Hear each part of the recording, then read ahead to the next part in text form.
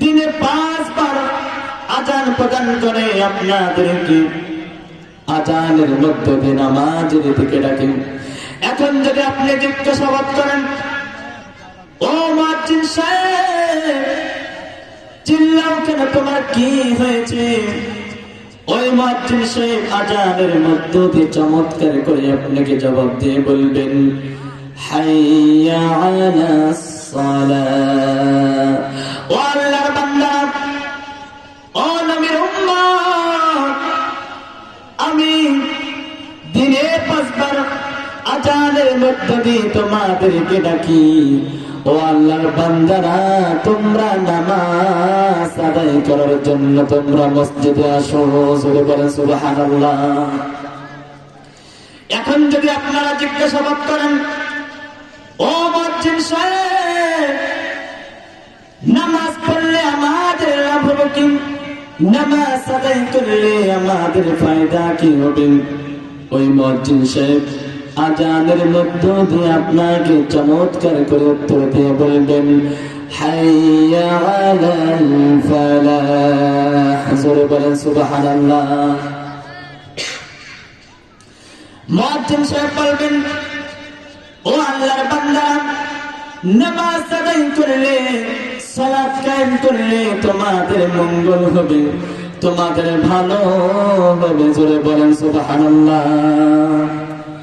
এই নামাজের জন্য মুয়াজ্জিন সাহেব বারবার আপনাদেরকে মসজিদে ডাকে, অথচ আমরা ওই মুয়াজ্জিন সাহেবকে বারবার আমরা গালি দিই।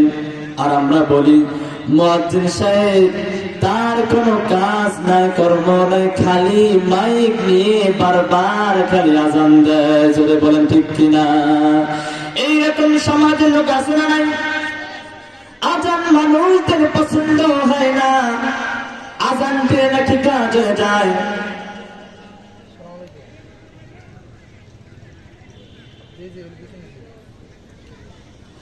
আমার বন্ধুগণ, আযান দিলে এক শ্রেণীর মানুষ আছে তাদের গা জ্বলে যায়। অথচ আযান যে একটা মধুর বাণী, ওই বান্দা যদি বুঝতো তাহলে তার জবান দ্বারা এই সমস্ত কথাগুলো বের হতো না। জোরে বলেন ঠিক কিনা? আমার যুবক ভাইরা, মুয়াজ্জিন সাহেব আযানের মধ্য দিয়ে আপনাদেরকে বারবার আহ্বান করে। এখন যদি আপনি জিজ্ঞাসা করেন, ও মুয়াজ্জিন সাহেব নামাজটা আমরা কার জন্য পড়ব? আল্লাহ রাব্বুল আলামিন নিজেই বান্দাদেরকে জবাব দিয়ে বলছেন, ও আমার বান্দারা শোনো, কুল ইন্না সালাতি ওয়া নুসুকি ওয়া মাহইয়ায়া ওয়া মামাতি লিল্লাহি রাব্বিল আলামিন। জোরে বলেন সুবহানাল্লাহ। আল্লাহ পাক বলেন, ও আমার বান্দারা, তোমরা এই কথা বলো যে আমার নামাজ, আমার কোরবানি, আমার জীবন, আমার মরণ, অর্থাৎ আমার অঙ্গ প্রত্যঙ্গের মাধ্যমে যত কিছু হবে সব কিছু আল্লাহ রাব্বুল আলামিনকে সন্তুষ্ট করার জন্য হবে। জোরে বলেন সুবহানাল্লাহ। উক্ত আয়াত দ্বারা আমরা বুঝতে পারলাম, নামাজ আমরা একজনের জন্য আদায় করব, একজনকে আমরা সন্তুষ্ট করার জন্য আমরা সালাত আদায় করব। তিনি হচ্ছেন আল্লাহ রাব্বুল আলামিন। জোরে বলেন ঠিক কিনা? এক শ্রেণীর মানুষ আছে নামাজের কথা কোরআনুল কারীমের মধ্যে নাই।